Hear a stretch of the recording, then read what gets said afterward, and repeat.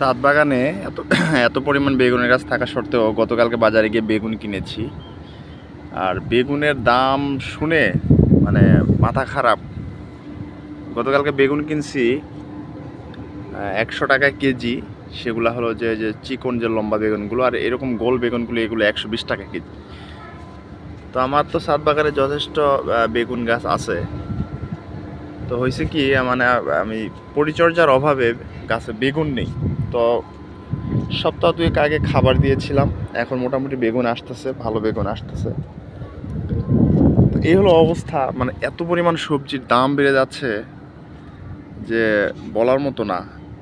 তো আলহামদুলিল্লাহ আশা করি যে সামনে কিনতে হবে না, খাবার দেওয়ার পরে যথেষ্ট বেগুন বের হচ্ছে গাছ থেকে, খেতে পারবো ইনশাল্লাহ, সামনে কিনতে হবে না। তো যে পরিমাণ সবজির দাম যেটা বলতে চাচ্ছি, যে আপনারা কিন্তু চাইলে এরকম একটা দুইটা করে গাছ কিন্তু বাড়ির আঙ্গিনায় টবে লাগাইতে পারেন, কিন্তু এরকম 2-4টা গাছ থাকলে কিন্তু আর কিনতে হয় না।